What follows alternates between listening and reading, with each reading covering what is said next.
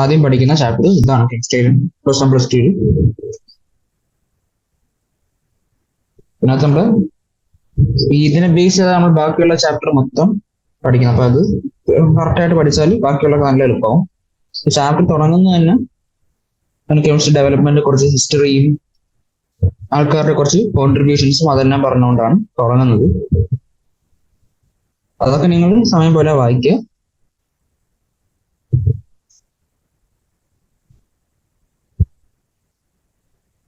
നമ്മൾ തുടങ്ങുന്നത് ഈ നേച്ചർ ഓഫ് മാറ്റർ എന്ന് പറയുന്ന ടോപ്പിക്, അത് വെച്ചാണ് നമ്മൾ തുടങ്ങണം.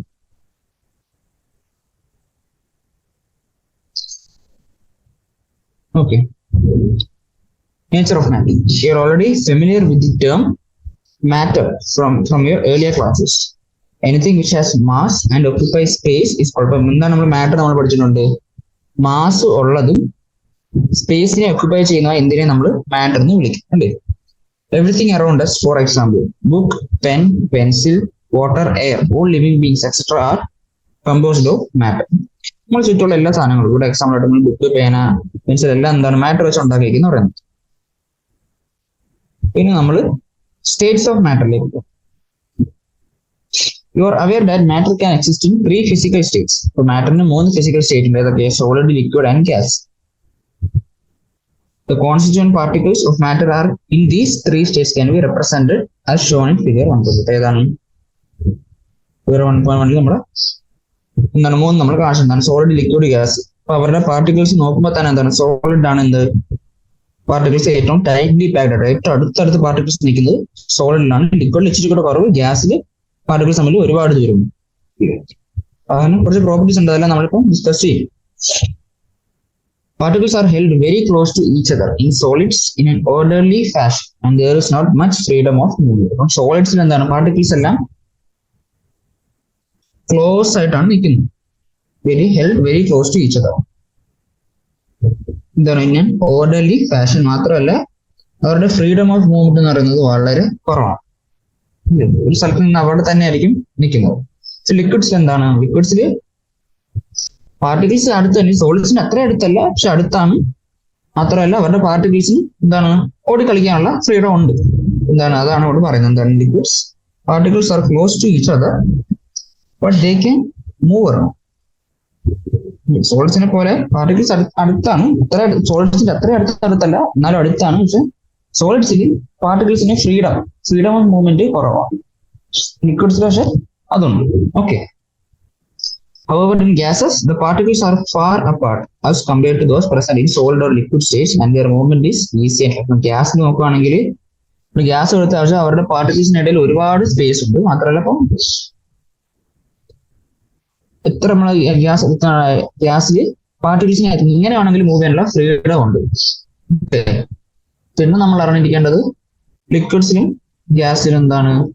നമ്മളിപ്പോ ഒരു കണ്ടെയ്നറിൽ ഗ്യാസോ ലിക്വിഡ് എന്താണെന്ന് വെച്ചാൽ എടുത്തു വെച്ചാൽ ആ കണ്ടെയ്നറിന്റെ ഷേപ്പ് ആയിരിക്കും അത് രണ്ടും ഓക്യുപ്പൈ ചെയ്യും. ഓക്കെ. ഗ്യാസിനെ കുറിച്ച് പറയുന്നത് എന്താണ്? Because of such arrangement of particles different states of matter exhibit the following. അപ്പം മാറ്ററിന്റെ ക്യാരക്ടറിസ്റ്റിക്സ് ആണ് പറയുന്നത്. Okay. Solids have definite volume and definite shape.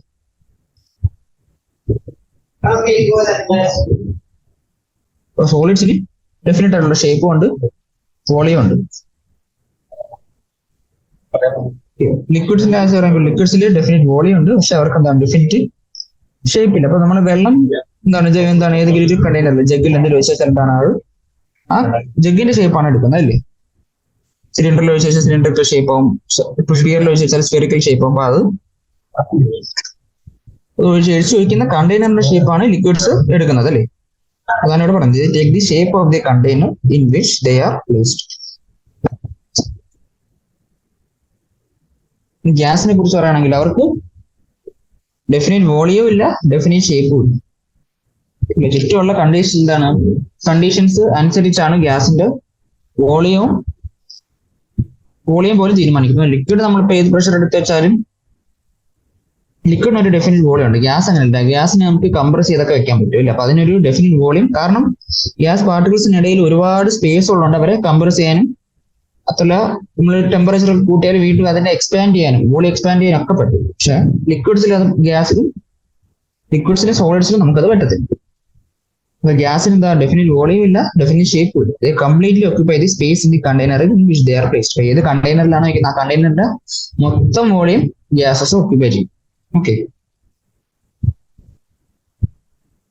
These three states of matter are interconvertible by changing the conditions of temperature and pressure. നമ്മൾ ടെമ്പറേച്ചറും പ്രഷറും change ചെയ്തുകൊണ്ട് ഈ 3 physical States of മാറ്ററിന് നമുക്ക് interchange ചെയ്യാൻ പറ്റും അല്ലേ. സോളിഡ് നമ്മൾ ഹീറ്റ് ചെയ്താൽ ഇതാണ് ലിക്വിഡ് ആവുന്നു, ലിക്വിഡിനെ ഹീറ്റ് ചെയ്താൽ ഗ്യാസ് ആവുന്നു, ഗ്യാസിനെ കൂൾ ചെയ്താൽ ലിക്വിഡ്, ലിക്വിഡിനെ കൂൾ ചെയ്താൽ സോളിഡ്. അപ്പം ഇങ്ങനെ ഇന്റർ കൺവേർഷൻ ഈ 3 ഫിസിക്കൽ സ്റ്റേറ്റ്സ് തമ്മിൽ പോസിബിൾ ആണ്. On heating, a solid usually changes to a liquid and the liquid on further heating changes to gas. അപ്പൊ നമ്മൾ പറഞ്ഞതാണ് ഓൾറെഡി റിവേഴ്സ് പ്രോസസ് കൂളിംഗിൽ റിവേഴ്സ് പ്രോസസ് നടക്കാൻ പറ്റും. നമ്മൾ പഠിക്കുന്നത് ക്ലാസിഫിക്കേഷൻ ഓഫ് മാറ്റർ. മാറ്റർ നമുക്ക് എങ്ങനെ ക്ലാസിഫൈ ചെയ്യാം? We have learned that at the macroscopic or bulk level, matter can be classified as mixture or pure substance. Matter നമുക്ക് ബ്രോഡ് ആയിട്ട് എങ്ങനെ ക്ലാസിഫൈ ചെയ്യാം? മിക്സർ അല്ലെങ്കിൽ പ്യൂർ സബ്സ്റ്റൻസ് ആയിട്ട് ക്ലാസിഫൈ ചെയ്യും. അതുകൊണ്ട് ഇവിടെ ഒരു ചാർട്ട് ഉണ്ട്. മാറ്റർ നമുക്ക് മിക്സർ അല്ലെങ്കിൽ പ്യൂർ സബ്സ്റ്റൻസ്. പ്യൂർ സബ്സ്റ്റൻസസ് എങ്ങനെയൊക്കെ ഉണ്ട്? ഒന്നുകിൽ എലമെന്റ്സ് അല്ലെങ്കിൽ അവർ കോമ്പൗണ്ട്സ് ആയിരിക്കും. മിക്സർ എന്ന് പറഞ്ഞാൽ മിക്സർ നമുക്ക് 2 തരം ഉണ്ട്, ഹോമോജീനിയസ് മിക്സർ, ഹെറ്ററോജീനിയസ് മിക്സർ. ഇതൊക്കെ എന്താന്ന് നമുക്ക് നോക്കാം. When all constituent particles of a substance are same in chemical nature, it is said to be a pure substance. A mixture contains many types of particles. നമ്മളൊരു substance എടുക്കുന്നു, ആ സബ്സ്റ്റൻസിൽ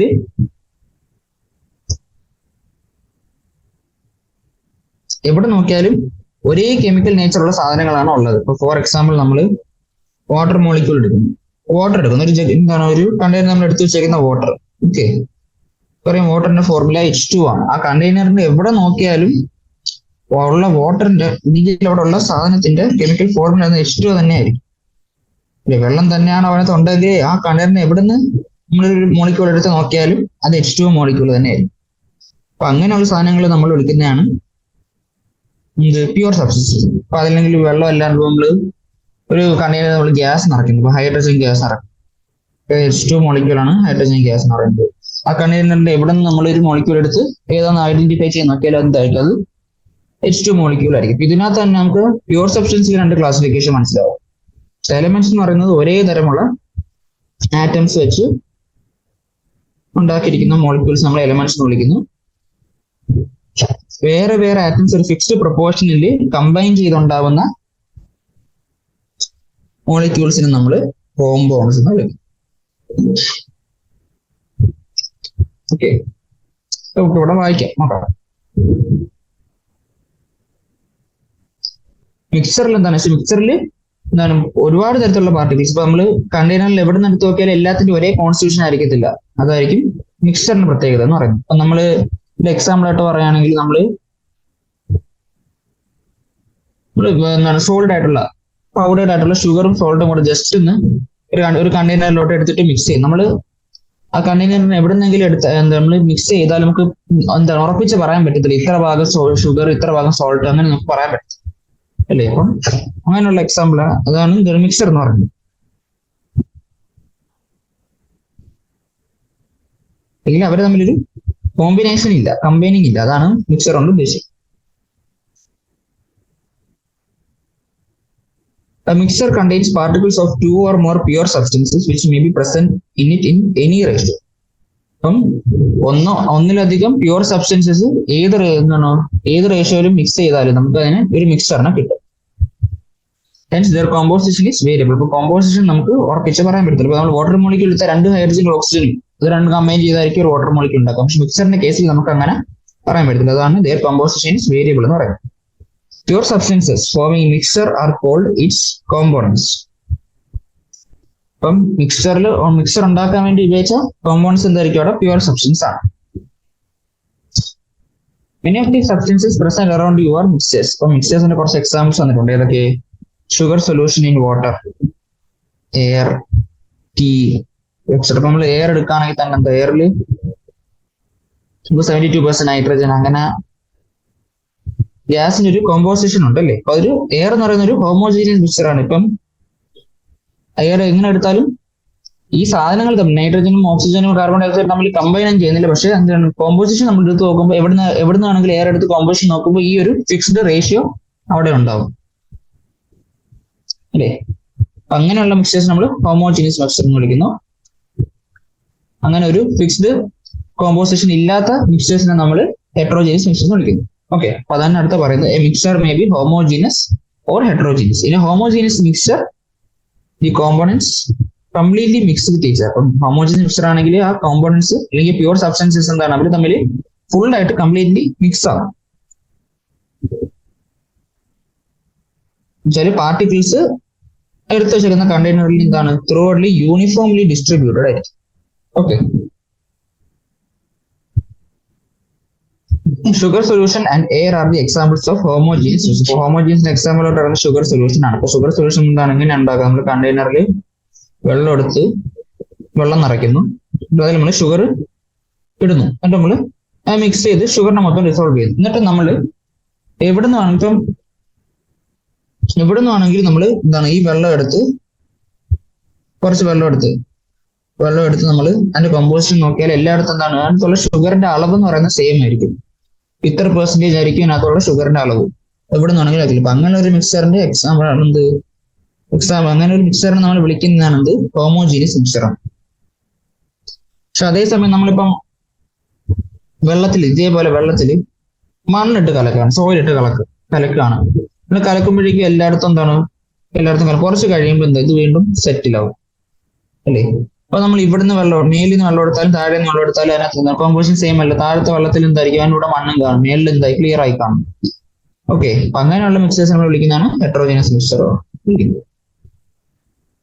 In contrast to this, in a heterogeneous mixture, the composition is not uniform throughout and sometimes different components are visible. അപ്പൊ എന്താണ് heterogeneous mixer ആണെങ്കിൽ അവരുടെ composition same അല്ല, മാത്രമല്ല ചിലപ്പോൾ പല സ്ഥലത്തും നമ്മൾ എക്സാമിൻ ചെയ്താൽ വേറെ പാർട്ടിക്കിൾസ് ആയിരിക്കും ചിലപ്പോൾ കിട്ടുന്നത്. Okay, for example mixtures of salt and sugar, grains and pulses. അപ്പൊ ഇതെല്ലാം എന്താണ് ഹെറ്ററോജീനിയസിന്റെ മിക്സേഴ്സിന്റെ എക്സാമ്പിൾ ആണ്. ഇതാണ് ഷുഗറും സോൾട്ടിന്റെ മിക്സർ. വെള്ളത്തിൽ കലക്കിയതല്ല, വെറും സോളിഡ് ആയിരിക്കും സ്റ്റേറ്റിൽ, പൗഡേർഡ് ആയിരിക്കും സ്റ്റേറ്റിൽ നമ്മൾ മിക്സ് ചെയ്താൽ ഹോമോജീനിയസ് ആയിട്ട് നമുക്ക് കിട്ടുന്ന ഒരു ഉറപ്പില്ല. ഇന്ന് ഗ്രെയിൻസ് ആൻഡ് പൾസസ്, പലതരം ഗ്രെയിൻസ് പൾസസ് നമ്മൾ മിക്സ് ചെയ്യുന്നു. ഓക്കെ, അവരെല്ലാം ഹെറ്ററോജീനിയസ് മിക്സേഴ്സിന്റെ എക്സാമ്പിൾ ആണ്. It is worthwhile to mention here that the components of a mixture can be separated by using physical methods. ഇപ്പൊ എന്താണ് മിക്സേഴ്സിന്റെ കോമ്പൗണ്ട്സ് നമുക്ക് എന്താണ് കുറച്ച് ഫിസിക്കൽ മെത്തേഡ്സ് വഴിയൊക്കെ സെപ്പറേറ്റ് ചെയ്യാൻ പറ്റും. അതിന്റെ എക്സാമ്പിൾസ് ആണ് ഏതൊക്കെ physical methods? Simple hand picking, filtration,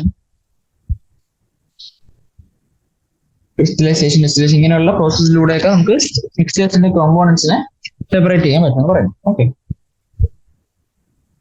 pure substances have characteristics different from mixtures. Constituent particles of pure substances have fixed composition. അപ്പൊ നമ്മൾ പ്യൂർ സബ്സ്റ്റൻസിലെ മിക്സറിന്റെ വ്യത്യാസം എന്താണ്? പ്യൂർ സബ്സ്റ്റൻസിൽ അവരുടെ അതിനകത്തുള്ള ഓരോ പാർട്ടിക്കിളും ഒരു ഫിക്സ്ഡ് കോമ്പോസിഷൻ കാണും.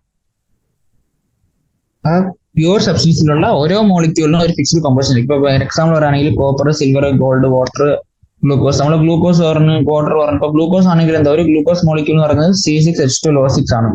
അതിപ്പോ എവിടെ നിന്നാണെങ്കിലും നമ്മൾ ഗ്ലൂക്കോസ് മോളിക്യൂൾ എടുത്ത് നോക്കിയാൽ അതിന്റെ കോമ്പോസിഷൻ എന്ന് പറയുന്നത് 6 കാർബൺ, 12 ഹൈഡ്രജൻ, 6 ഓക്സിജൻ. ഇത് മൂന്നും കമ്പൈൻ ചെയ്ത് ഒരു ഗ്ലൂക്കോസ് മോളിക്യൂൾ ഉണ്ടാവത്തുള്ളൂ. വാട്ടറിന്റെ ആണെങ്കിൽ 2 ഹൈഡ്രജൻ, 1 ഓക്സിജൻ. ഇത് കമ്പൈൻ ചെയ്തേ വാട്ടർ ഉണ്ടാവും.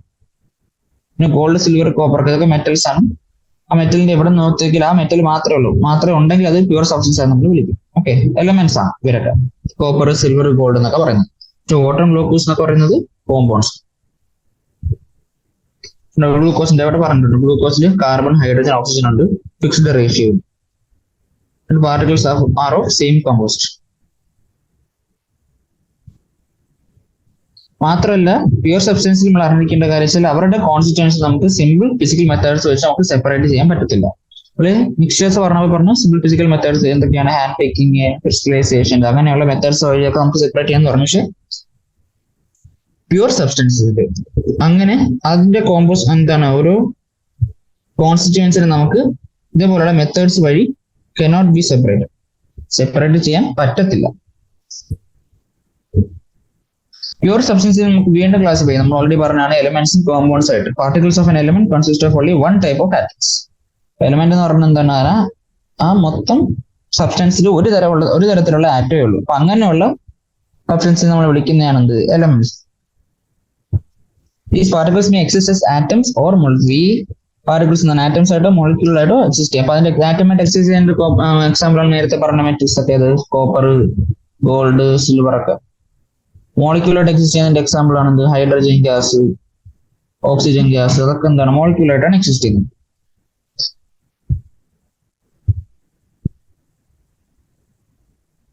ഇപ്പൊ sodium, copper, silver, hydrogen, oxygen ഇതെല്ലാം എന്താണ്? എലമെന്റ്സിന്റെ കുറച്ച് എക്സാമ്പിൾ ആണ്. They are all atoms of ഇവരുടെ എല്ലാ ആറ്റവും ഒരു ടൈപ്പിലുള്ളതാണ്. പക്ഷെ വാട്ടർ എടുത്താൽ എന്താണ്? ഹൈഡ്രജൻ, ഓക്സിജൻ വേറെ വേറെ ആറ്റംസ്. ഇപ്പൊ അതൊരു compound. Some elements such as sodium or copper contains atoms as their constituent particles, whereas in some others the constituent particles are molecules. ചിലതിൽ ആറ്റംസ് ആണ് കോൺസ്റ്റിറ്റ്യൂന്റ് ആയിട്ടുള്ളത്. നമ്മൾ എലമെന്റ്സിന്റെ കാര്യമാണ് ഇപ്പൊ പറയുന്നത്. എലമെന്റ്സിൽ ചില മോളിക്യൂൾസ് നോക്കുകയാണെങ്കിൽ അവർ ആറ്റംസ് ആയിട്ട് നിൽക്കും, ചിലത് മോളിക്യൂൾസ് ആയിട്ട് നിൽക്കും. ഇപ്പം four example hydrogen, oxygen, gases H2O2, N2 ഇതെല്ലാം എന്താണ്? മോളിക്യൂൾസ് ആയിട്ടാണ് നിൽക്കുന്നത്. പക്ഷെ മെറ്റൽസ് ഒക്കെ നമ്മൾ പറയുകയാണെങ്കിൽ സോഡിയം, കോപ്പർ ഇവരൊക്കെ ആറ്റംസ് ആയിട്ടാണ് നിൽക്കുന്നത്.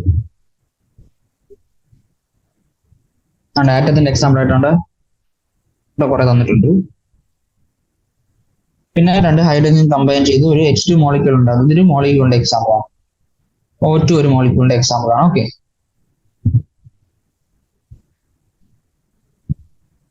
നമ്മള് ഈ ചാർട്ട് നമ്മൾ ജസ്റ്റ് പഠിക്കുക, അതിന്റെ ഓരോന്നിന്റെ എക്സാമ്പിൾസ് നമുക്ക് ജസ്റ്റ് ഒന്ന് ഓർത്ത് വെക്കും.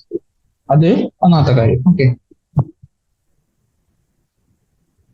അടുത്ത when 2 or more atoms of different elements combine together in a definite ratio the molecule of a compound is obtained. ഇപ്പം 2 അതിലധികം ആറ്റംസ് ഒരു ഡെഫിനിറ്റ് റേഷ്യോയിൽ കമ്പൈൻ ചെയ്തുണ്ടാവുന്ന സബ്സ്റ്റൻസ് നമ്മൾ വിളിക്കുന്നതാണ് എന്ത്? കോമ്പൗണ്ട് എന്ന് വിളിക്കുന്നത്. Moreover, the constituents of a compound cannot be separated into compound എലിമെന്റ്സിലായാലും കോമ്പൗണ്ട്സിലായാലും pure സബ്സ്റ്റൻസിലെല്ലാം എന്താണ്? ഫിസിക്കൽ മെത്തേഡ്സ് വഴി അതിന്റെ കോൺസ്റ്റിറ്റ്യുവൻസി നമുക്ക് സെപ്പറേറ്റ് ചെയ്യാൻ പറ്റത്തില്ല. പക്ഷെ കെമിക്കൽ മെത്തേഡ്സ് വഴി കോമ്പൗണ്ട്സിലെ കോൺസ്റ്റിറ്റ്യുവൻസിനെ നമുക്ക് സെപ്പറേറ്റ് ചെയ്യാം. ഇതിൽ കോമ്പൗണ്ട്സിന് എക്സാമ്പിൾസ് ആണ് എന്ത്? Water, ammonia, carbon dioxide, sugar, ഇവർക്കെല്ലാം. അപ്പൊ നമുക്ക് വാട്ടർ നോക്കുകയാണെങ്കിൽ H2O പറഞ്ഞു. അമോണിയ ആണെങ്കിൽ എന്താ? NH3 ആണ്. ഒരു നൈട്രജൻ 3 ഹൈഡ്രജൻ ആയിട്ട് കമ്പൈൻ ചെയ്താണ് അമോണിയ ഉണ്ടാകുന്നത്. കാർബൺ ഡയോക്സൈഡ് എന്താണ്? ഒരു കാർബണും 2 ഓക്സിജൻ കമ്പൈൻ ചെയ്തുകൊണ്ടാണ്.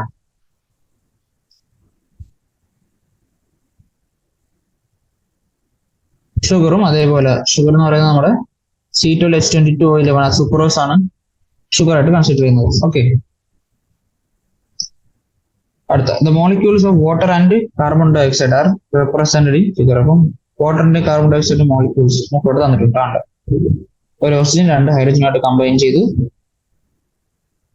വാട്ടർ ഉണ്ടായി. CO2 ഒരു കാർബൺ 2 ഓക്സിജനായിട്ട് കമ്പൈൻ ചെയ്ത് CO2 മോളിക്യൂൾ ഉണ്ട്.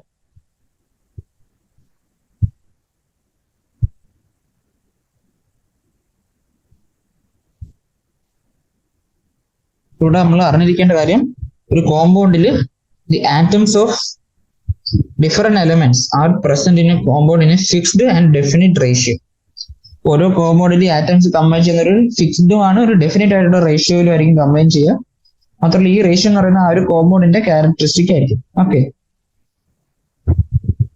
ഇപ്പം CO2 മോളിക്യൂൾ, അതിന്റെ എക്സാമ്പിൾ ആയിട്ട് പറഞ്ഞപ്പോൾ CO2 മോളിക്യൂൾ ഒരു കാർബണും 2 ഓക്സിജനും കമ്പൈൻ ചെയ്ത CO2 മോളിക്യൂൾ. ഇപ്പൊ കാർബൺ മോണോക്സൈഡ് പറയാം. കാർബൺ മോണോക്സൈഡ് ആണെങ്കിൽ ഒരു കാർബണും ഒരു ഓക്സിജനും കമ്പൈൻ ചെയ്തുണ്ടാവുന്നതാണ് CO മോളിക്യൂൾ. ഒരു കോമ്പൗണ്ടിന് ആറ്റംസ് തമ്മിൽ കമ്പൈൻ ചെയ്യുന്ന റേഷ്യോ എന്ന് പറയുന്നത് അതിന് യുണീക്ക് ആയിട്ട് ഫിക്സ്ഡ് ആയിട്ടുള്ള ഒരു ratio. Okay, also the properties of A compound are different from those of its constituent elements. ഇപ്പം എലമെന്റ്സ് കമ്പൈൻ ചെയ്യുന്ന എലമെന്റ്സ് അല്ലെങ്കിൽ പല ആറ്റംസ് കമ്പൈൻ ചെയ്തുകൊണ്ടാണ് കോമ്പൗണ്ട്സിന്റെ പ്രോപ്പർട്ടീസ് എന്തായിരിക്കും? ആ അതിനകത്തുള്ള ഒരു ആറ്റത്തിന്റെ പ്രോപ്പർട്ടീസിൽ നിന്നും ഡിഫറെന്റ് ആയിട്ടുള്ള പ്രോപ്പർട്ടീസ് ആയിരിക്കും ആ കോമ്പൗണ്ടിന് ഉണ്ടാവുക. For example hydrogen and oxygen are gases, വേറെ the compound form their combination water is liquid. എന്താണ് ഇവിടെ എക്സാമ്പിൾ ആയിട്ട് പറയുന്നത്? ഹൈഡ്രജനും വാട്ടർ ഉണ്ടാകുന്നത് എന്താണ്? ഹൈഡ്രജൻ ഓക്സിജൻ തമ്മിൽ കമ്പൈൻ ചെയ്താണ്. പക്ഷേ ഹൈഡ്രജനും ഓക്സിജൻ എന്ന് പറയുന്നത് ഗ്യാസസ് ആണ്. അതുവഴി അത് കമ്പൈൻ ചെയ്തുണ്ടാകുന്ന വാട്ടർ എന്ന് പറയുന്നത് എന്താണ്? ഒരു ലിക്വിഡ് ആണ്. ഓക്കെ, മാത്രമല്ല ഹൈഡ്രജൻ എന്ന് പറയുന്നത് it burns with a pop sound. Hydrogen നമുക്ക് പെട്ടെന്ന് കത്തിക്കാൻ പറ്റും. മാത്രമല്ല ഓക്സിജൻ എന്ന് പറയുന്നത് കമ്പഷന്റെ സപ്പോർട്ടർ ആണ്. പക്ഷെ അത് രണ്ടും കമ്പൈൻ ചെയ്തുണ്ടാകുന്ന വാട്ടർ എന്ന് പറയുന്നത് അത് ഫയർ എക്സ്റ്റിംഗ്വിഷർ ആയിട്ട് ഉപയോഗിക്കുന്ന സാധനമാണ്. അപ്പൊ അങ്ങനെ അതിന്റെ ഐഡിയ എന്ന് പറയുന്നത് എലമെന്റ്സിന്റെയും അത് കമ്പൈൻ ചെയ്തുണ്ടാകുന്ന കോമ്പൗണ്ട്സിന്റെ പ്രോപ്പർട്ടീസ് എന്ന് പറയുന്നത് ഭയങ്കര ഡിഫറെന്റ് ആയിരിക്കും. Okay,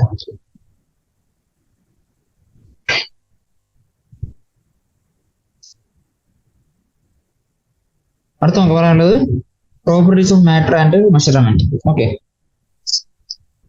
physical and chemical properties. Every substance has unique or characteristic properties. ഇപ്പൊ എല്ലാ സബ്സ്റ്റൻസും അതിൻ്റെതായിട്ടുള്ള യുണീക്കും ക്യാരക്ടറിസ്റ്റിക് ആയിട്ടുള്ള പ്രോപ്പർട്ടീസ് ഉണ്ട്. These properties can be classified into two categories.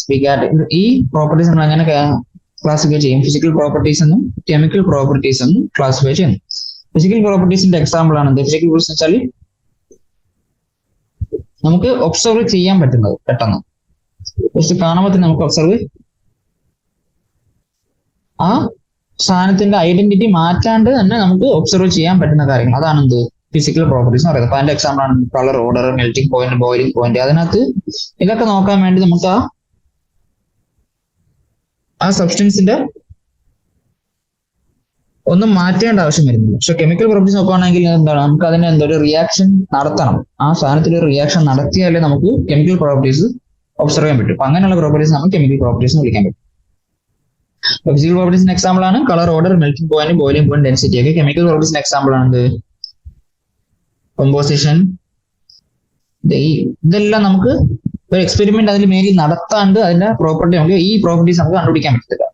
ഇപ്പൊ കോമ്പോസിഷൻ നോക്കുകയാണെങ്കിൽ നമ്മൾ ഓരോ ഐറ്റംസിന്റെ റിയാക്ഷൻ കമ്പൈൻ ചെയ്യുന്നുണ്ടോ നോക്കണം. കമ്പോസ്റ്റബിലിറ്റി ആണെങ്കിൽ നോക്കണമെങ്കിൽ നമ്മൾ കത്തിച്ച് നോക്കണം. Reactivity with acid and bases, ഇതൊക്കെ അറിയാൻ വേണ്ടി ആ റിയാക്ഷൻസ് നടത്തിയാലേ നമുക്ക് ഈ പ്രോപ്പർട്ടീസ് അറിയാൻ പറ്റും. അപ്പൊ അങ്ങനെയുള്ള പ്രോപ്പർട്ടീസ് നമ്മൾ വിളിക്കുന്നതാണ് chemical properties. Physical properties can be measured or observed without changing the identity or the composition of the substance. അതിന്റെ കോമ്പോസിഷനോ ഐഡന്റിറ്റിയോ മാറ്റാണ്ട് തന്നെ നമുക്ക് ഒബ്സർവ് ചെയ്യാൻ പറ്റുന്ന പ്രോപ്പർട്ടീസ് അതിന് നമ്മൾ വിളിക്കുന്നതാണ് physical properties.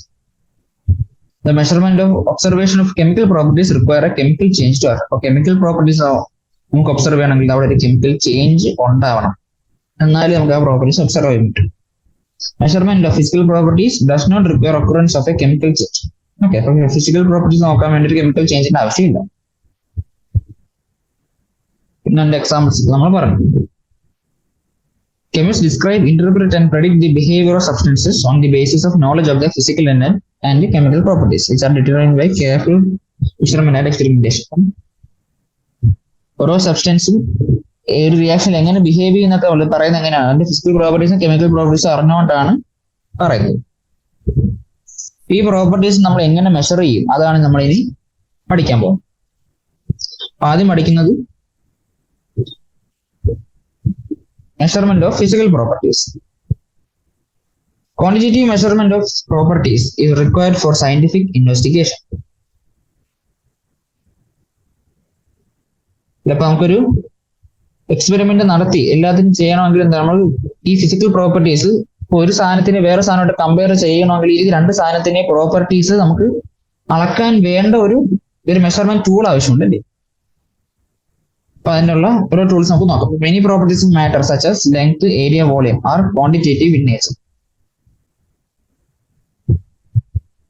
Any quantitative observation or measurement is represented by a number followed by units in which it is measured. അപ്പൊ നമുക്ക് ലെങ്ത്, ഏരിയ, വോളിയം എന്നൊക്കെ പറയുന്നത് നമുക്ക് അളക്കാൻ പറ്റുന്ന സാധനത്തിന്റെ അളക്കാൻ പറ്റുന്ന കാര്യങ്ങളാണ്. അപ്പം അത് അളക്കാൻ വേണ്ടി നമ്മൾ എന്താ, അതിന്റെ അളവിന്റെ ഒരു വാല്യൂ കിട്ടിയിട്ട് നമ്മൾ അതിന് ശേഷം ഒരു യൂണിറ്റ് എടുക്കും അല്ലേ. അപ്പൊ അതിന്റെ എക്സാമ്പിൾ ആയിട്ട് പറയുന്നത് ഇപ്പം ഒരു ലെങ്ത്, ഒരു റൂമിന്റെ ലെങ്ത് നമുക്ക് 6 മീറ്റർ ആയിട്ട് പറയാം. ഈ 6 എന്ന് പറയുന്നതാണ് ക്വാണ്ടിറ്റി, മീറ്റർ എന്ന് പറയുന്നത് ഇവിടുത്തെ യൂണിറ്റ് ആണ്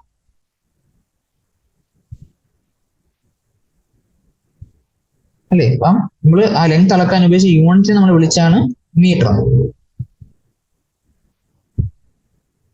അപ്പൊ മാത്രമല്ല നമുക്ക് 6 മീറ്ററിനൊക്കെ വേറെ ആയിട്ട് 600 സെന്റിമീറ്റർ ആയിട്ട് വേണമെങ്കിൽ എഴുതാം. അല്ല, അപ്പൊ ഈ നമ്പർ നമുക്ക് എന്താ 600 എന്ന് മാത്രം എഴുതിയാൽ നമുക്ക് എന്താണ് ഉദ്ദേശിക്കുന്നത് മനസ്സിലായി. ആ യൂണിറ്റ് ഇട്ടാലേ നമ്മൾ ഉപയോഗിച്ച യൂണിറ്റ് എന്താണ്, ക്വാണ്ടിറ്റി എന്താണ് ഉദ്ദേശിക്കുന്നത് എന്നുള്ളത് നമുക്ക് പറയാൻ പറ്റും. വേറെ ഒരു നമ്പർ ഇട്ടാൽ എന്താണ് ഉദ്ദേശിക്കുന്നത് നമുക്ക് പറയാൻ പറ്റത്തില്ല. ഓക്കെ, ഇവിടെ 2 different systems of measurement, that is the English system and the metric system, were being used in different parts of the world. അപ്പം നമ്മളിപ്പോൾ ഉപയോഗിക്കുന്ന SI സിസ്റ്റം എന്ന് പറയുന്ന ഒരു സിസ്റ്റം ആണ് ഉപയോഗിക്കുന്നത്. പക്ഷെ അതിന് മുമ്പ് എന്താണ് 2 തരം സിസ്റ്റംസ് ഉണ്ടായിരുന്നു, ഇംഗ്ലീഷ് സിസ്റ്റവും മെട്രിക് സിസ്റ്റവും. The metric system, which originated in France in late 18th century, was more convenient based on decimal system. Metric system എന്നാൽ ഫ്രാൻസിൽ പണ്ട് ഉപയോഗിച്ചത് 18th സെഞ്ചുറിയിൽ ഫ്രാൻസിൽ ഉപയോഗിച്ചിട്ടുള്ള സിസ്റ്റമാണ്. പിന്നെ ഇത് രണ്ടും മാറ്റിയിട്ട് ഒരു സ്റ്റാൻഡേർഡ് സിസ്റ്റം കൊണ്ടുവന്നു. അതാണ് SI സിസ്റ്റം ഓഫ് യൂണിറ്റ്സ് എന്ന് പറയുന്നത്, international system of units. International system നമ്മൾ IS എന്നായിരുന്നു എഴുതേണ്ടി വരുന്നത്. ഇപ്പൊ എന്തുകൊണ്ട് SI എന്ന് വരുന്നതിന്റെ ചോദ്യം വരും. എന്താണ് SI എന്ന് പറഞ്ഞാൽ? കാരണം SI എന്ന് പറയുന്നത് അതിന്റെ ഫ്രഞ്ച് നെയിമിൽ നിന്ന് എടുത്താ. ഇന്റർനാഷണൽ സിസ്റ്റം ഫ്രഞ്ചിൽ എങ്ങനെയാണ് പറയുന്നത്? സിസ്റ്റം ഇന്റർനാഷണൽ, അതിൽ നിന്നാണ് SI വന്നത്. ഇപ്പൊ SI യൂണിറ്റ്സ് എന്താണ് വരുന്നത്? ഓരോ ഫിസിക്കൽ ക്വാണ്ടിറ്റിക്കും അത് അളക്കാൻ വേണ്ടിയുള്ള ഒരു സ്റ്റാൻഡേർഡ് യൂണിറ്റ് കൊടുക്കുന്നു. അതാണ് SI സിസ്റ്റം ഓഫ് യൂണിറ്റ്സ് തരുന്നത്. ഇപ്പൊ SI സിസ്റ്റം ഓഫ് യൂണിറ്റ്സിൽ നമുക്ക് 7 ബേസ് യൂണിറ്റും ഉണ്ട്. ആ 7 ബേസ് യൂണിറ്റ് നമുക്ക് ഡിറൈവ്ഡ് യൂണിറ്റ്സും ഉണ്ട്. ഓക്കെ, ഈ ബേസ് യൂണിറ്റും ഡിറൈവ് യൂണിറ്റും തമ്മിലുള്ള വ്യത്യാസം എന്താണ്? നമുക്കിവിടെ ഒരു ബേസ് യൂണിറ്റ് ആണ് ക്വാണ്ടിറ്റിയാണ് ലെങ്ത് എന്ന് പറയുന്നത്. ഓക്കെ, ഈ ലെങ്ത്തിൽ നിന്ന് നമുക്ക് ഡിറൈവ് ചെയ്തെടുക്കാൻ പറ്റുന്ന ഇതൊരു ബേസ് ക്വാണ്ടിറ്റി ആണ്. ഇതിൽ നിന്ന് ഡിറൈവ്ഡ് ക്വാണ്ടിറ്റീസ് ആണ് എന്തൊക്കെ? ഈ ബേസ് ക്വാണ്ടിറ്റിയിൽ നിന്ന് ഡിറൈവ് ചെയ്ത ക്വാണ്ടിറ്റീസ് ആണ് ഏരിയയും വോളിയവും അല്ലേ? ഏരിയ നമ്മള് ഇപ്പൊ ലെങ്ത് നമ്മൾ മീറ്ററിലാണ് പറയുന്നതെങ്കിൽ ഏരിയ നമ്മൾ മീറ്റർ സ്ക്വയറിലാണ് പറയുന്നത്, വോളിയം നമ്മൾ മീറ്റർ ക്യൂബിലാണ് പറയുന്നത്. അപ്പൊ അതാണ് ബേസ് യൂണിറ്റ് ഡിറൈവ് ക്വാണ്ടിറ്റീസ് തമ്മിലുള്ള വ്യത്യാസം നോക്കാം. അപ്പൊ എന്താണ് ഈ base units? These pertain to the 7 fundamental scientific quantities. Fundamental scientific quantities SI system പ്രകാരമുള്ള 7 ഫണ്ടമെന്റൽ സയന്റിഫിക് ക്വാണ്ടിറ്റി വിളിക്കുന്നതാണ് എന്ത്? ബേസ് ക്വാണ്ടിറ്റീസ് നമ്മൾ വിളിക്കുന്നത്. ബാക്കിയുള്ള ഫിസിക്കൽ ക്വാണ്ടിറ്റീസ് എന്താണ്? സ്പീഡ്, വോളിയം, ഡെൻസിറ്റി, ഇതെല്ലാം നമ്മൾ ഈ ബേസ് ക്വാണ്ടിറ്റീസിൽ നിന്ന് ഡിറൈവ് ചെയ്തെടുത്ത ക്വാണ്ടിറ്റീസ് ആണ്. അപ്പൊ നമുക്ക് ആ 7 ക്വാണ്ടിറ്റീസ് ഏതൊക്കെ നോക്കാം. ഫസ്റ്റ് ക്വാണ്ടിറ്റി എന്ന് പറയുന്നത് ലെങ്ത് ആണ്. ബേസ് ഫിസിക്കൽ ക്വാണ്ടിറ്റി അടുത്തത് ലെങ്ത് ആണ്. അതിന്റെ സിമ്പിൾ എന്ന് പറയുന്നത് നമ്മൾ L വെച്ച് ഡിനോട്ട് ചെയ്യും. അതിന്റെ SI യൂണിറ്റ് മീറ്റർ, ആ യൂണിറ്റിന്റെ സിമ്പിൾ എന്ന് പറയുന്നത് M. മാസിന്റെ ആണെങ്കിൽ നമ്മൾ ഉപയോഗിക്കുന്ന യൂണിറ്റ് കിലോഗ്രാം ആണ്. അപ്പൊ എല്ലാത്തിന്റെ സിമ്പലും അതിന്റെ SI യൂണിറ്റും ആ SI യൂണിറ്റിന്റെ സിമ്പിൾ ഇത് എന്തായാലും അറിഞ്ഞില്ല. ഓക്കെ, ഏതൊക്കെയാണ് quantities? Length, mass, time, electric current, thermodynamic temperature, amount of substance, luminous intensity. ഇത് ഈ 7 എണ്ണമാണ് ബേസ് ഫിസിക്കൽ ക്വാണ്ടിറ്റീസ്. അതിന്റെ എല്ലാം സിമ്പിൾ ആണ് L, M, T, I, capital T, small n, I ഒക്കെ.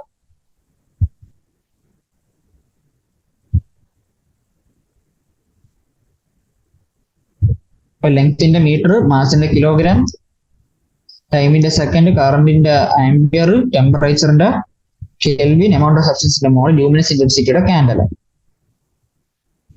ഇത്രയും SI യൂണിറ്റ്സ് ക്വാണ്ടിറ്റീസും അതിന്റെ SI യൂണിറ്റ്സും അറിഞ്ഞിരിക്കും. ഓരോ SI യൂണിറ്റിന്റെയും ഡെഫിനിഷൻസ് നമുക്ക് ഇവിടെ തന്നിട്ടുണ്ട്.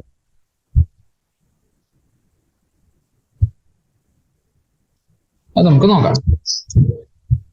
അത് യൂണിറ്റ് ഓഫ് ലെങ്ത്. ലെങ്ത് എന്ന് പറയുന്ന L വെച്ച് നമ്മൾ ഡിനോട്ട് ചെയ്യുന്ന SI യൂണിറ്റ് മീറ്റർ ആണ്. SI യൂണിറ്റിന്റെ സിമ്പിൾ എന്ന് പറയുന്നത് സ്മോൾ m ആണ്. The meter symbol M is the SI unit of length. It is defined by taking the fixed numerical value speed of light in vacuum. അപ്പം മീറ്ററിന് നമ്മൾ എങ്ങനെ define ചെയ്യും? നമുക്കറിയാം സ്പീഡ് ഓഫ് ലൈറ്റ് ഇവിടെ തന്നിട്ടുണ്ട്. ഇതാണ്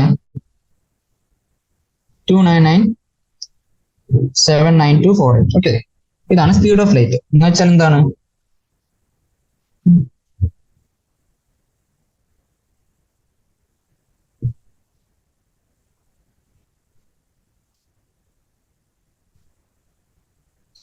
ഇത്രയും മീറ്റർ പെർ സെക്കൻഡ് ആണ് നമ്മൾ സ്പീഡ് ഓഫ് ലൈറ്റ് എന്ന് പറയുന്നത്. സ്മോൾ c വെച്ച് നമ്മൾ ഡിനോട്ട് ചെയ്യുന്നത്. എന്ന് വെച്ചാൽ എന്താണ്? ഒരു സെക്കൻഡിൽ ലൈറ്റ് ഇത്രയും മീറ്റർ ട്രാവൽ ചെയ്യും. ഒരു മീറ്റർ എന്ന് പറയുന്നത് എന്താണ്? 1/299.79245. ഇത്രയും സമയം കൊണ്ട് ലൈറ്റ് ട്രാവൽ ചെയ്യുന്ന ഡിസ്റ്റൻസിനെയാണ് നമ്മൾ ഒരു മീറ്റർ ആയിട്ട് കൺസിഡർ ചെയ്യുന്നത്. ഓക്കെ, അതാണ് അതിന്റെ ലെങ്ത്തിന്റെ SI യൂണിറ്റിന്റെ ഡെഫിനിഷൻ എന്ന് പറയുന്നത്. ഇതാണ്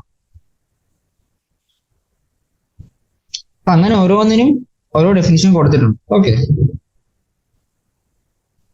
മാസ്, ടൈം, ഇലക്ട്രിക് കറണ്ടിന്റെ, ടെമ്പറേച്ചറിന്റെ സബ്സെപ്പം ഓരോന്നിനും ഓരോന്നും കൊടുത്തിട്ടുണ്ട്. SI system allows the use of prefixes to indicate the multiplies or submultiplies of a unit.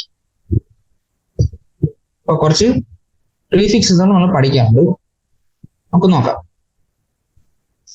10⁻⁻². ഇപ്പൊ ഇതാണ് പ്രീഫിക്സ് ടേബിൾ ടെക്സ്റ്റ് തന്നേക്കുന്നു. 10⁻24 നമ്മൾ യോക്ടോ എന്ന് വിളിക്കുന്നു. 10⁻21 zepto, -18 atto, -15 femto, -12 picometre, pico, 10⁻9 nano, -6 micro, -3 milli, -2 centi, deci, deca, hecto, kilo, mega, giga, tera, അപ്പൊ നമുക്ക് ഇങ്ങനെ കുറെ decimals, എന്താണ് വലിയ വാല്യൂസും ചെറിയ വാല്യൂസും വരുമ്പോൾ നമുക്ക് ഉപയോഗിക്കാൻ പറ്റുന്ന കുറച്ച് പ്രീഫിക്സ് ആണ്. അപ്പൊ ഇതിനകത്ത് നമ്മൾ അറ്റ്ലീസ്റ്റ് ഈ 10⁻−18 തൊട്ട് -15 തൊട്ട്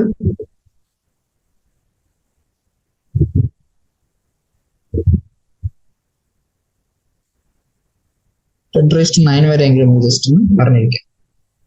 ഇത്രയെങ്കിലും നമ്മൾ കോമൺലി പ്രോബ്ലംസിലൊക്കെ ചെയ്യാൻ വേണ്ടി ഉപയോഗിക്കുന്ന സാധനം. ഇത്രയും സാധനങ്ങളെങ്കിലും മിനിമം അറിഞ്ഞിരിക്കുക. ഓരോന്നിന്റെ പ്രീഫിക്സ് നമ്മൾ ഏതാണ് ഉപയോഗിക്കുന്നത് ഇഷ്ടം അറിഞ്ഞിരിക്കും. ഓക്കെ, അടുത്ത് നമ്മൾ പഠിക്കാൻ പോകുന്നത് മാസും വെയിറ്റും തമ്മിലുള്ള വ്യത്യാസം എന്താണെന്ന് നോക്കാം.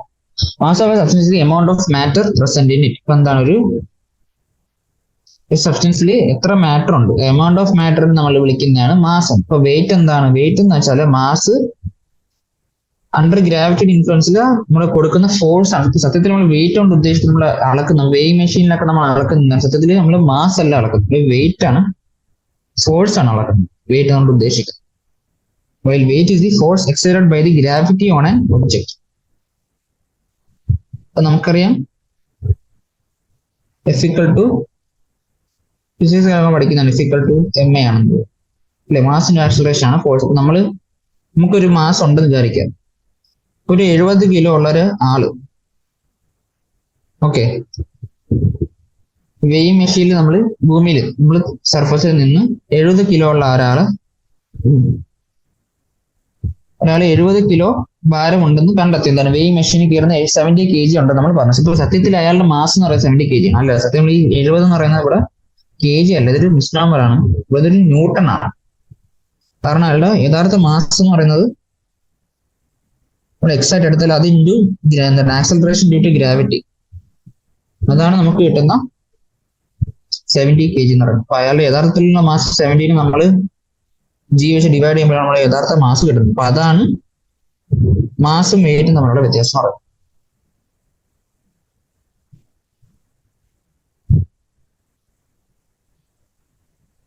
ഓക്കെ,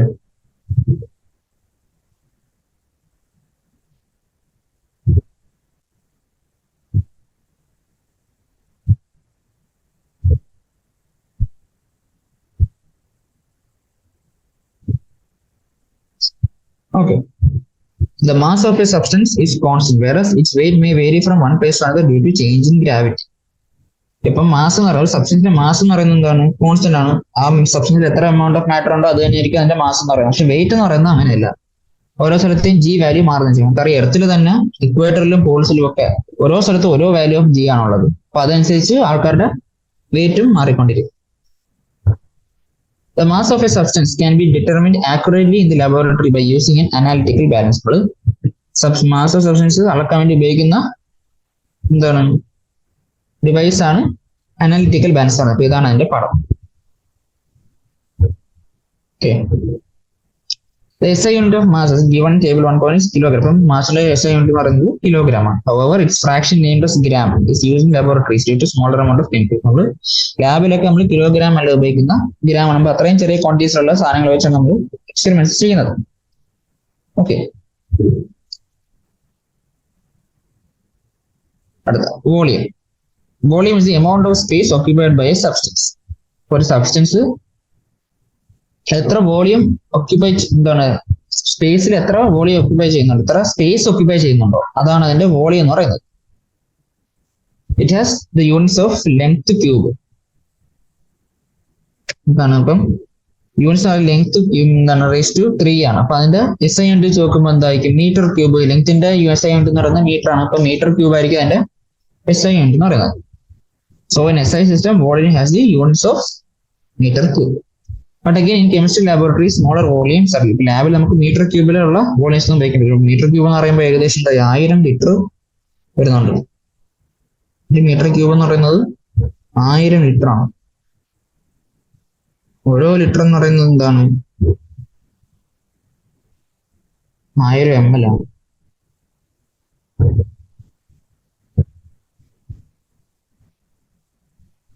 ml നമുക്ക് സെന്റിമീറ്റർ ക്യൂബ് എന്ന് പറയും. ഓക്കെ,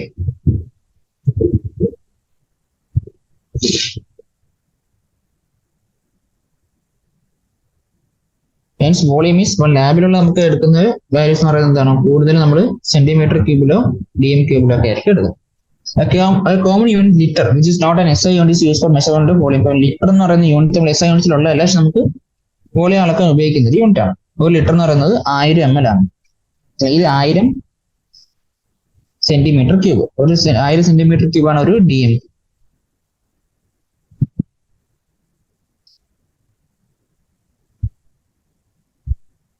വോളിയം എക്സ്പ്രസ് നമുക്ക് പെട്ടെന്ന് ചിന്തിക്കാൻ വേണ്ടി തന്നേക്കുന്ന ഒരു ഡയഗ്രാം ആണ്.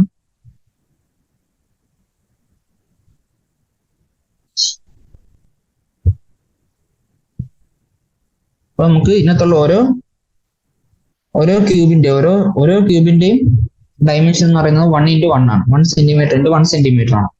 അപ്പം 10 സെന്റിമീറ്റർ ആണ് ഒരു DM.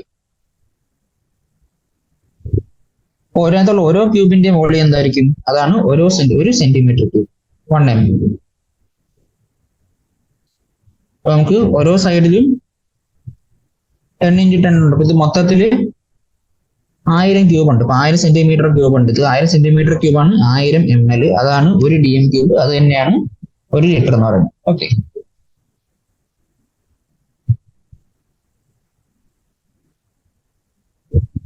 in the laboratory, the volume of liquids or solutions can be measured by graduated cylinder, burette, pipette, etc. നമ്മൾ ലാബിൽ എന്താണ് വോളിയം അളക്കാൻ വേണ്ടി ഉപയോഗിക്കുന്ന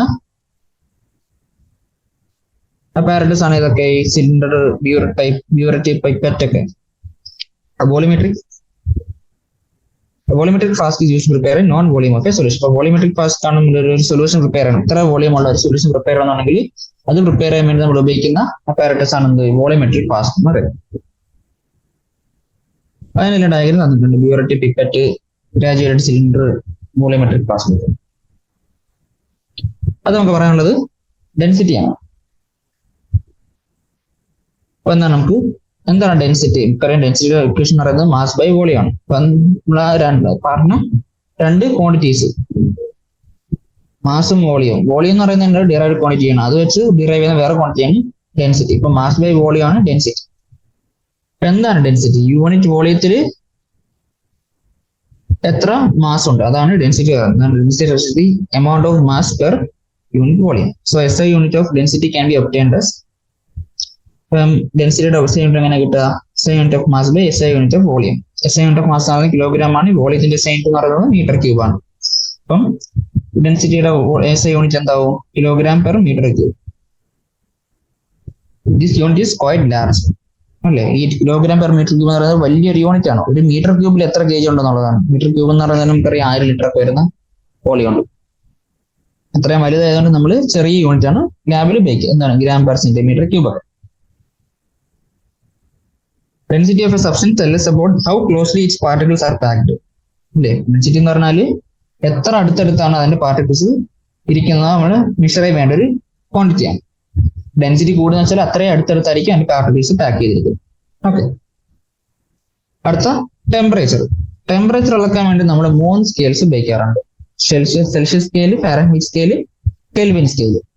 There are 3 common scales to measure temperature. Okay, അല്ല കെൽവിൻ സ്കെയിലാണ് SI യൂണിറ്റ് ആയിട്ട് ഉപയോഗിക്കുന്നത്. Okay, kelvin സ്കെയിലിൽ നമുക്ക് ടെമ്പറേച്ചർ സാധാരണ നമ്മൾ അല്ലാണ്ട് ടെമ്പറേച്ചർ പറയുന്നത് ഡിഗ്രി, ഇവിടെ ഡിഗ്രി സെൽഷ്യസ് നമ്മൾ ടെമ്പറേച്ചർ പറയുന്നത്. അതിന്റെ കൺവേർഷൻ എന്ന് വെച്ചാൽ 0 ഡിഗ്രി സെൽഷ്യസ്. പറയുന്നത് എന്താണ് 273 കെൽവിൻ.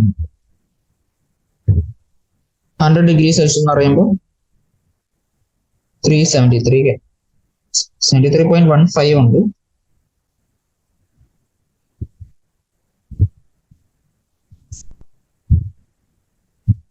അപ്പൊ നമ്മള് ഡിഗ്രി സെൽഷ്യസിനെ കെൽവിൻ ആക്കാൻ എന്ത് ചെയ്യണം? ഇപ്പൊ കെൽവിൻ എന്ന് പറയുന്നത് ഡിഗ്രി സെൽഷ്യസ് പ്ലസ് 273.15 അതായിരിക്കും കെൽവിന്റെ ആക്കാനുള്ള കൺവേർഷൻ എന്ന് പറയുന്നത്. ഓക്കെ,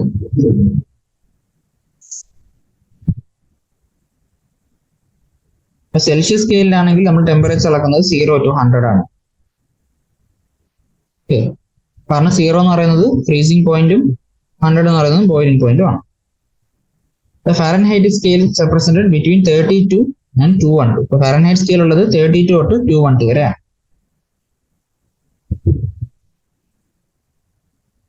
ഫാരൻഹൈറ്റും ഡിഗ്രി സെൽഷ്യസും തമ്മിലുള്ള ബന്ധം എന്ന് വെച്ചാൽ റിലേഷൻ എന്താണ്? C plus 30. നമുക്ക് ഡിഗ്രി സെൽഷ്യസിൽ ഒരു ടെമ്പറേച്ചർ തന്നാൽ അത് ഫാരൻഹൈറ്റിലാക്കാൻ ഈ ഫോർമുല ഉപയോഗിച്ചാൽ മതി. It's equal to 9/5 C plus 30. Okay,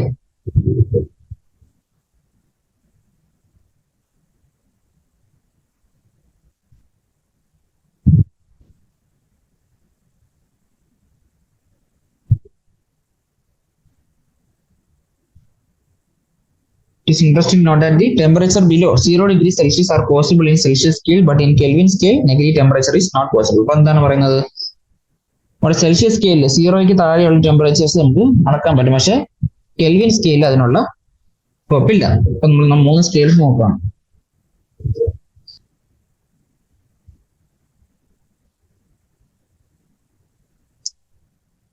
ഓരോന്നിന്റെയും അപ്പർ ലിമിറ്റ് ലോവർ ലിമിറ്റ് അറിഞ്ഞിരിക്കുക. ഫ്രീസിംഗ് പോയിന്റും ബോയിലിംഗ് പോയിന്റും.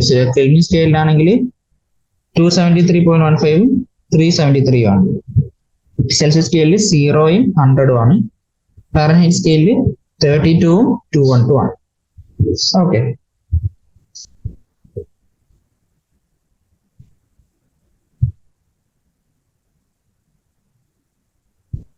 അടുത്ത നമുക്ക് പറയാനുള്ളത് uncertainty in measurement. Many times in the study of chemistry, one has to deal with experimental data as well as theoretical calculations. There are meaningful ways to handle the numbers conveniently and present the data realistically with respect to the extent possible. നമുക്ക് ഓരോ values measure ചെയ്യുമ്പോൾ നമുക്ക് theoretical data നമ്മൾ experiment ആകുമ്പോൾ ഒരുപാട് വ്യത്യാസങ്ങൾ വരും. അപ്പൊ ഇതൊക്കെ കാൽക്കുലേറ്റ് ചെയ്യാൻ വേണ്ടി നമ്മൾ ഇനി അടുത്ത് പഠിക്കുന്ന സിഗ്നിഫിക്കന്റ് നമ്പേഴ്സ് എന്ന് പറയുന്ന ഒരു കൺസെപ്റ്റ് ആണ്. അതിന് വേണ്ടിയിട്ടുള്ള ഇതാണ് പറയുന്നത്. അപ്പൊ അതിന് പഠിക്കുന്നതിന് നമുക്ക് ഈ റെഫറൻസ് സ്റ്റാൻഡേർഡ് എന്നാണ്. അപ്പൊ എന്താണ് റെഫറൻസ് സ്റ്റാൻഡേർഡ്? നമ്മൾ ഒരു ക്വാണ്ടിറ്റി ഡിഫൈൻ ചെയ്യുന്നു. ഒരു മീറ്റർ എന്താണ്? ലോകത്ത് എല്ലായിടത്തും 1 മീറ്റർ എന്ന് പറയുന്നത് ഒരേ ലെങ്ത് ആവണം അല്ലേ? അപ്പൊ അതിനു വേണ്ടി നമ്മൾ ഒരു സ്റ്റാൻഡേർഡ് വെക്കും. അപ്പൊ അങ്ങനെ വെക്കുന്ന സ്റ്റാൻഡേർഡിനെ നമ്മൾ പറയുന്നതാണ് റെഫറൻസ് സ്റ്റാൻഡേർഡ് എന്ന് പറയുന്നത്. ഫോർ എക്സാമ്പിൾ ഇവിടെ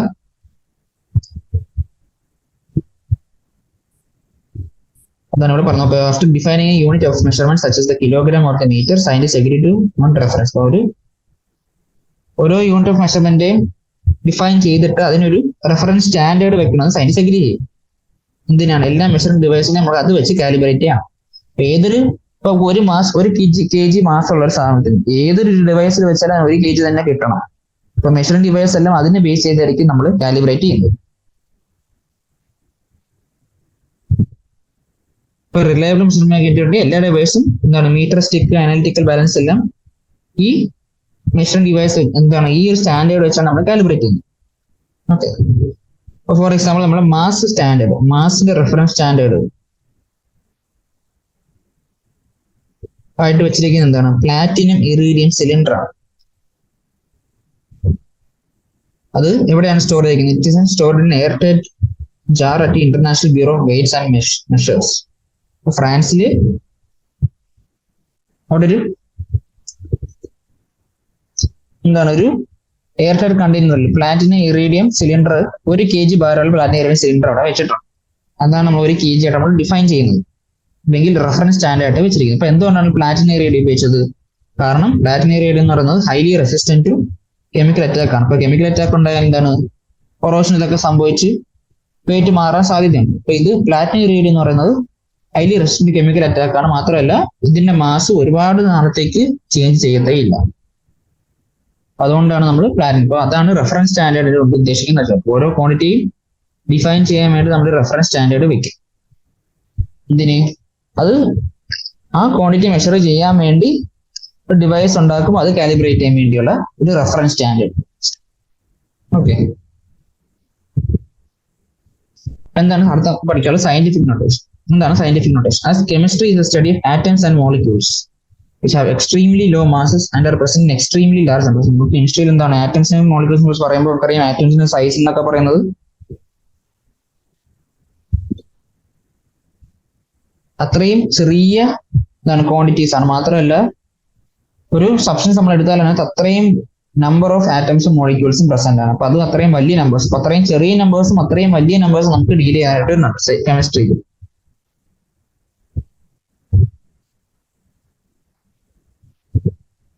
2 ഗ്രാം ഹൈഡ്രജൻ ഗ്യാസിൽ നമുക്ക് ഇത്രയും നമ്പർ ഓഫ് പാർട്ടിക്കിൾസ് ഉണ്ട് അല്ലേ? അപ്പൊ അതിന്റെ മാസ് എന്ന് പറയുന്നത് ഇത്രയും ആണ്.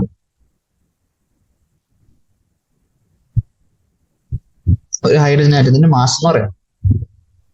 Similarly other constants Planck constant, speed of light, charges, particles എല്ലാത്തിലും ഇത്രയും നമ്പേഴ്സ് വരുന്നുണ്ട് ഓരോന്നിലും.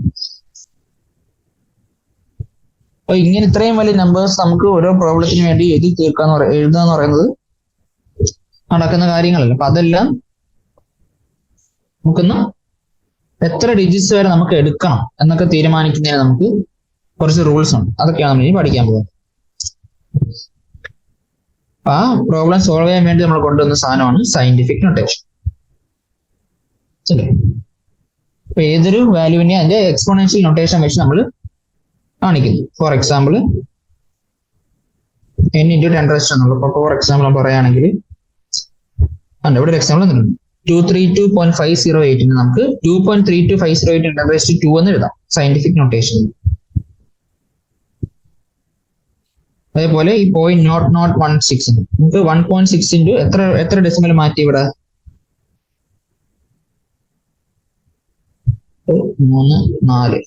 4 ഡെസിമൽ നമ്മൾ ജമ്പ് ചെയ്തു. അപ്പൊ അതുകൊണ്ട് 10⁻⁴ കിട്ടും. ഓക്കെ, എല്ലാത്തിനെയും ഇങ്ങനെ ഡിനോട്ട് ചെയ്യുന്നതിനുണ്ട്. അതിനെയാണ് നമ്മൾ എന്താണ് സയന്റിഫിക് നൊട്ടേഷൻ എന്ന് പറയുന്നത്. അപ്പൊ അങ്ങനെ നോക്കുമ്പോൾ നമ്മൾ ഡിജിറ്റ്സ് സിഗ്നിഫിക്കന്റ് ആയിട്ട് കുറച്ച്. ഇവിടെ എത്ര നമുക്ക് ഫിഗേഴ്സ് ഉണ്ടായിരുന്നു? 1, 2, 3, 4, 5, 6. അത് നമുക്ക് ഇത്രയും ചെറിയൊരു വാല്യൂ ആയിട്ട് നമുക്ക് മാറ്റാൻ പറ്റും. അപ്പൊ ഇങ്ങനെ എഴുതിയാണ് നമുക്ക് എളുപ്പമൊന്ന് മനസ്സിലായി. While performing mathematical operations on numbers expressed in scientific notation, the following points have to be kept in mind. അപ്പൊ ഇങ്ങനെ സയന്റിഫിക് നൊട്ടേഷൻ എഴുതുമ്പോൾ നമ്മൾ കുറച്ച് കാര്യങ്ങൾ ശ്രദ്ധിക്കണം. എന്താണ്? ഒന്നാമത്തെ കാര്യം multiplication and division. These two operations follow the same rules, are therefore exponential numbers. That is,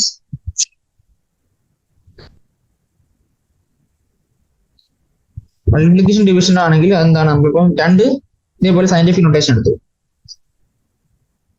എക്സ്പോണൻസിനെ നമ്മൾ സെപ്പറേറ്റ് മൾട്ടിപ്ലൈ ചെയ്യുന്നു, അല്ലാണ്ട് നമ്പേഴ്സിനെ നമ്മൾ സെപ്പറേറ്റ് മൾട്ടിപ്ലൈ ചെയ്യും. അപ്പൊ ഇവിടെ ആണെങ്കിൽ നമ്മൾ 5.6 × 6.9 ചെയ്യുന്നു, പിന്നെ 10⁻⁵ 10⁻8 ചെയ്യുന്നു. 10⁻⁵ 10⁻8 എന്താണ്? a⁻m × a⁻n എന്ന് പറയുന്നത് എന്താണ്? a⁻m + n ആണ്. അതാണ് ഇവിടെ സംഭവിച്ചത്. അങ്ങനെ ചെയ്യാം. ഓക്കെ, ഇപ്പൊ നമുക്ക് വേറെ എക്സ്പോണൻഷ്യൽ വാല്യൂ തന്നേക്കും. ഇവിടെ 10⁻⁻², എന്താണ് 10⁻⁻6. അതിന്റെ മൾട്ടിപ്ലിക്കേഷൻ ഇപ്പൊ സിമ്പിൾ റൂൾ ആലോചിച്ചാൽ മതി. നമ്പേഴ്സിനെ സെപ്പറേറ്റ് ചെയ്യുക, 10⁻² വരുന്ന വാല്യൂവിനെ സെപ്പറേറ്റ് ചെയ്യുക, നമുക്ക് ആൻസർ കിട്ടും. ഇപ്പൊ ഡിവിഷൻ ആണെങ്കിലും അത് തന്നെ.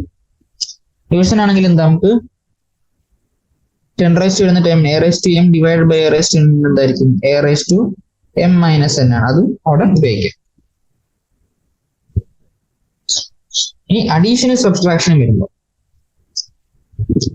for these two operations, first the numbers are written in such a way that they have the same exponent. അപ്പൊ ആദ്യം നമ്മൾ അഡീഷൻ സബ്ട്രാക്ഷൻ ചെയ്യുമ്പോൾ എന്താണ്? ഇവര് രണ്ട് നമ്പേഴ്സ് നമുക്ക് തന്നു, അത് രണ്ടിനും ഒരേ എക്സ്പോണന്റ് ആണ്. ഫോർ എക്സാമ്പിൾ നമുക്ക് ഇവിടെ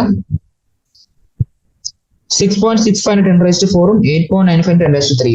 ഓക്കെ, ഇപ്പൊ രണ്ട് എന്താ വേറെ എക്സ്പോണൻസ് ഉള്ളത്. ഒന്നതിൽ 10⁻⁴, ഒന്ന് 10⁻3 ആക്കണം. അപ്പൊ അത് എന്താണ്? രണ്ടുപേരും ആദ്യം നമുക്ക് സെയിം എക്സ്പോണന്റ് ആണ്. അതിന് രണ്ടിനെയും 10⁻⁴ ആക്കുക, അല്ലെങ്കിൽ രണ്ടിനെയും 10⁻3 ആക്കുക. 10⁻⁴ രണ്ടിന് 10⁴ ആക്കുവാണെങ്കിൽ എന്താ ഇത് 6.65 into 10⁴ തന്നെ ആയിരിക്കും. മറ്റേത് എന്താവും ഒരു ഡെസിമൽ അപ്പുറത്തോട്ട് കൊണ്ടുപോകാം 0.895 into 10⁴ ആവും. എന്നിട്ട് അതിനെ രണ്ടിനെയും കൂടെ ആഡ് ചെയ്യാം സെപ്പറേറ്റ്. എക്സ്പോണൻഷ്യൽ ഈ വാല്യൂവിന് എക്സ്പോണൻഷ്യൽ വാല്യൂവിനെ ആഡ് ചെയ്യേണ്ട, മറ്റു രണ്ടും കൂടെ ആഡ് ചെയ്തിട്ട് 10⁴ കോമൺ ആയിട്ട് എടുത്താൽ മതി അല്ലെ. ഇനി അതല്ല 10⁻³ ആക്കണമെങ്കിൽ രണ്ടിനെ 10⁻³ ആക്കണമെങ്കിൽ 66.5 into 10⁻³ ആവും. 8.95 into 10⁻³ എന്നാവും.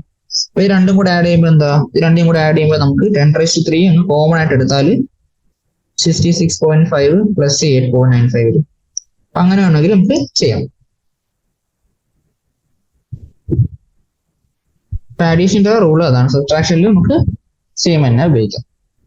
കോമൺ എടുക്കുക, രണ്ടിന്റെ ഒരേ 10⁻³ വാല്യൂ വരുന്നത് എക്സ്പോണൻഷ്യൽ വാല്യൂ വരുന്നത് സെയിം ആക്കുക, എന്നിട്ട് ഇക്വേറ്റ് ചെയ്യും. ഇങ്ങനെ നമുക്ക് ചെയ്യാം സയന്റിഫിക് നൊട്ടേഷന്റെ സഹായത്തോടെ. Every experimental measurement has some amount of uncertainty associated with it because of limitation of measuring. ഇപ്പൊ എല്ലാം നമുക്ക് ഏതൊരു ക്വാണ്ടിറ്റി മെഷർ ചെയ്യുകയാണെങ്കിൽ അതിനകത്ത് കുറച്ച് അൺസർട്ടനിറ്റി കാണും. അപ്പൊ നമ്മള് ഇത്ര മീറ്റർ എന്താ ഒരു മീറ്റർ തന്നെ എടുത്താൽ ഇത് കറക്റ്റ് 1 മീറ്റർ ആയിരിക്കുന്നില്ല, അത്രയും മൈനർ. ഇപ്പം നാനോമീറ്റർ ലെങ്ത് ഒക്കെ എക്സ്ട്രാ വരാം. ഓക്കെ, അപ്പൊ അത്രയും ഒരു അൺസർട്ടനിറ്റി ഏതൊരു ക്വാണ്ടിറ്റി മെഷർ ചെയ്യുമ്പോഴും ഉണ്ടാവും. Because of limitation of measuring instrument and the skill of person making the measurement. അപ്പൊ അത്രയും ചെറിയ ക്വാണ്ടിറ്റീസ് മെഷർ ചെയ്യാനുള്ള മെഷറിംഗ് ഇൻസ്ട്രുമെന്റ്സ് നമുക്കില്ല. മാത്രമല്ല അത് മെഷർ ചെയ്യുന്ന ആളുടെ സ്കില്ലിന്റെ പ്രശ്നമുണ്ട്. ഓക്കെ, അപ്പൊ അതെല്ലാം വരുമ്പോൾ എന്താ അൺസർട്ടനിറ്റി എന്തായാലും വരും. For example, mass of an object is obtained using a platform balance. നമ്മള് analytical ബാലൻസ് വെച്ച് ഒരു സാധനത്തിന്റെ മാസ് 9.4 gram ആണ് കിട്ടി. ഓക്കെ, പ്ലാറ്റ്ഫോം ബാലൻസ് നമുക്ക് 9.4 gram കിട്ടി. പക്ഷെ അനലിറ്റിക്കൽ ബാലൻസിൽ നമുക്ക് അതിന്റെ മാസ് ഉപയോഗിച്ച് നമുക്ക് 9.4213 gram എന്ന് കിട്ടും. The mass obtained by an analytical balance is slightly higher than the mass obtained by platform balance. Therefore, digit 4 placed after decimal in the measurement by platform balance is uncertain. ഇവിടെ ഈ രണ്ട് measurement ഇപ്പൊ എന്തായി, analytical balance നമുക്ക് 9.4213 കിട്ടി, platform balance നമുക്ക് 9.4 കിട്ടി അല്ലേ. അപ്പം അതുകൊണ്ട് ഈ 9 ശേഷം വരുന്ന പ്ലാറ്റ്ഫോം ബാലൻസിൽ നമുക്ക് 9 ശേഷം വരുന്ന ഡിജിറ്റ് എന്ന് പറയുന്നത് നമുക്ക് അൺസർട്ടൺ ആയിട്ടുള്ള ഡിജിറ്റ് ആണ്. കാരണം അനലിറ്റിക്കൽ ബാലൻസ് നമുക്ക് 4-1 കിട്ടി. Okay, the uncertainty in the experimental or calculated values is indicated by mentioning the number of significant figures. അപ്പൊ നമുക്ക് ഒരു വാല്യൂ മെഷർ ചെയ്തപ്പോൾ അതിന്റെ അൺസർട്ടനിറ്റി നമ്മൾ എന്താണ് സിഗ്നിഫിക്കന്റ് ഫിഗേഴ്സ് വെച്ചാണ് പറയുക. ഓക്കെ, എന്താണ് significant figures? Significant figures are എന്താണ് significant figures are meaningful digits which are known with certainty plus 1 which is estimated or uncertain. Significant വെച്ചാൽ നമുക്ക് ഉറപ്പുള്ള വാല്യൂസ് എല്ലാം ആദ്യം എഴുതും, പിന്നെ അതിന്റെ കൂടെ അൺസർട്ടൺ ആയിട്ടുള്ള ഒരു ഡിജിറ്റ് ആഡ് ചെയ്യും. എത്രയും ഡിജിറ്റ്സ് ആയിരിക്കും സിഗ്നിഫിക്കന്റ് ഫിഗേഴ്സ് നമ്മൾ പറയാം. Okay, the uncertainty is indicated by writing the certain digits and the last uncertain digit. Thus, if we say result as 11.2 ml, ഒരു എക്സാമ്പിൾ ആയിട്ട് ഇവിടെ നമുക്ക് 11.2 ml എന്ന് പറയുന്ന ഒരു ക്വാണ്ടിറ്റി തന്നിട്ടുണ്ട്. അതിനകത്ത് ഈ 11 എന്ന് പറയുന്ന വാല്യൂ നമുക്ക് സർട്ടൺ ആയിട്ടുള്ള ഉറപ്പുള്ള വാല്യൂ ആണ്. ഈ 0.2 എന്ന് പറയുന്നത് നമുക്ക് അൺസർട്ടൺ ആയിട്ടുള്ള വാല്യൂ ആണ്. And the uncertainty would be plus or minus 1 in the last digit. നമുക്ക് അൺസർട്ടനിറ്റി വേറെ പറഞ്ഞിട്ടില്ലെങ്കിൽ ലാസ്റ്റ് ഡിജിറ്റിന്റെ കൂടെ പ്ലസ് ഓർ മൈനസ് 1 എപ്പോഴും ഒന്ന് നമ്മൾ അണ്ടർസ്റ്റുഡ് ആണ്. ഓക്കെ, നമുക്ക് സിഗ്നിഫിക്കന്റ് ഫിഗേഴ്സ് എഴുതാൻ വേണ്ടിയുള്ള കുറച്ച് എത്ര സിഗ്നിഫിക്കന്റ് ഫിഗേഴ്സ് നമ്മൾ എഴുതണം എന്ന് പറയാൻ വേണ്ടി കുറച്ച് റൂൾസ് ഉണ്ട്. അത് നമുക്ക് ആദ്യം പഠിക്കാം. There are certain rules for determining the number of significant figures. എന്താണ്? All non-zero digits are significant. അപ്പം സീറോ അല്ലാത്ത ഡിജിറ്റ്സ് എല്ലാം എന്താണ് സിഗ്നിഫിക്കന്റ് ആണ്. അപ്പൊ നമുക്ക് 285 സെന്റിമീറ്റർ തന്നിട്ടുണ്ട്. അപ്പൊ അതിനകത്ത് 3 നോൺ സീറോ ഡിജിറ്റ്സ് ഉണ്ട്, അത് 3 സിഗ്നിഫിക്കന്റ് ആണ്. അപ്പൊ 285 സെന്റിമീറ്ററിൽ 3 സിഗ്നിഫിക്കന്റ് ഫിഗേഴ്സ് ഉണ്ട്. പിന്നെ 0.25 ml നമുക്ക് 2 നോൺ സീറോ ഡിജിറ്റ്സ് ആണ് ഉള്ളത്. അപ്പൊ ആ 2 ഡിജിറ്റ്സ് ആണ് ഇവിടെ സിഗ്നിഫിക്കന്റ് എന്ന് പറയുന്നത്. ഇനി zeros preceding to the first non zero digits are not significant അല്ലെ. ഇപ്പം നോൺ സീറോ ഡിജിറ്റ്സിന് മുമ്പ് വരുന്ന സീറോ എന്ന് പറയുന്നത് സിഗ്നിഫിക്കന്റ് അല്ല. ഇപ്പൊ ഇവിടെ 0.25 ml പറഞ്ഞപ്പോഴും എന്താണ് ഈ 0.25 ml പറഞ്ഞപ്പോൾ അത് ഈ സീറോ എന്ന് പറയുന്നത് ഈ ടു എന്താണ് നോൺ സീറോ ഡിജിറ്റ്സിന് മുമ്പ് വരുന്ന എന്താണ് സീറോ ആണ്, അതുകൊണ്ട് അത് സിഗ്നിഫിക്കന്റ് അല്ല. അപ്പൊ അതിന്റെ എക്സാമ്പിൾ ആയിട്ട് ഇവിടെ വേറെ തന്നേക്കുന്നത് 0.03 ഒരു സിഗ്നിഫിക്കൻറ്റ് ഫിഗറേ ഉള്ളൂ, 0.0052 രണ്ട് സിഗ്നിഫിക്കൻറ്റ് ഫിഗർ. അപ്പൊ നോൺ സീറോ ഡിജിറ്റ്സിന് മുമ്പ് വരുന്ന സീറോ എന്ന് പറയുന്നത് സിഗ്നിഫിക്കന്റ് അല്ല. Zeros between two non zero digits R significant. അപ്പൊ രണ്ട് നോൺ സീറോ ഡിജിറ്റ്സിന് ഇടയിൽ വരുന്ന സീറോ എന്ന് പറയുന്നത് സിഗ്നിഫിക്കന്റ് ആണ്. ഇവിടെ 0.03 പകരം ഇപ്പൊ നേരത്തെ പറഞ്ഞ 0.03 എന്താണ് ഒറ്റ സിഗ്നിഫിക്കന്റ് ഫിഗർ ഉള്ളൂ. അപ്പൊ അത് 1.03 അല്ലെങ്കിൽ 10.03 ആയിരുന്നെങ്കിൽ എന്താ ഇവിടെ 3 സിഗ്നിഫിക്കന്റ് ഫിഗർ വന്നേനെ, ഇവിടെ 4 സിഗ്നിഫിക്കന്റ് ഫിഗർ ആണ്. അതേപോലെ തന്നെ 2.005 4 സിഗ്നിഫിക്കന്റ് ഫിഗേഴ്സ് ആണ്. Okay, zeros at the end or right of a number are significant provided they are on the right side of the decimal point. ഇപ്പൊ ഡെസിമൽ പോയിന്റ് റൈറ്റ് സൈഡിൽ വരുന്ന zeros, എൻഡിൽ വരുന്ന zeros significant ആണ്. എന്താണ് 0.200 gram എന്ന് പറയുന്നത്, അതിനകത്ത് 3 സിഗ്നിഫിക്കന്റ് വരുന്നുണ്ട്. കാരണം എന്ന് വെച്ചാൽ ഡെസിമലിന് ശേഷം നമ്മൾ അത്രയും സീറോസ് ഇടുന്നുണ്ടെങ്കിൽ ആ വാല്യൂ അത്രയും ആക്യുറേറ്റ് ആയിരിക്കും അല്ലേ. നമ്മൾ ഒരു സെർട്ടനിറ്റി വെച്ചാണ് ആ ഡിജിറ്റ്സ് പറയുന്നത്. അപ്പൊ അതുകൊണ്ട് അത് സിഗ്നിഫിക്കന്റ് ഫിഗർ ആയിട്ട് നമ്മൾ കൂട്ടുന്നത്. But if otherwise the terminal zeros are not significant if there is no decimal point. ഇപ്പൊ ഡെസിമൽ പോയിന്റ് ഇല്ലെങ്കിൽ എന്താണ്, ഡെസിമൽ പോയിന്റ് ഇല്ലെങ്കിൽ ടെർമിനൽ സീറോസ് എന്ന് പറയുന്നത് സിഗ്നിഫിക്കന്റ് അല്ല. ഫോർ എക്സാമ്പിൾ പറയുകയാണെങ്കിൽ, ഫോർ എക്സാമ്പിൾ ഇവിടെ 100ന് 3 സിഗ്നിഫിക്കന്റ് ഫിഗർ ഉണ്ട്. പക്ഷെ 100.0 എന്താണ് ഡെസിമലിന് ശേഷം വരുന്ന സീറോ, അത് ഇട്ടിട്ടുണ്ടെങ്കിൽ അതിന് 4 സിഗ്നിഫിക്കന്റ് ഫിഗേഴ്സ് പറയാം. പിന്നെ അടുത്തത് counting the number of objects. ഇപ്പൊ നമ്പർ ഓഫ് ഒബ്ജക്ട്സ് നമുക്ക് ഒരു ഒബ്ജക്റ്റിന്റെ എണ്ണം തരികയാണെങ്കിൽ അതിനകത്ത് ഇൻഫിനിറ്റ് സിഗ്നിഫിക്കന്റ് ഫിഗേഴ്സ് ഉണ്ട്.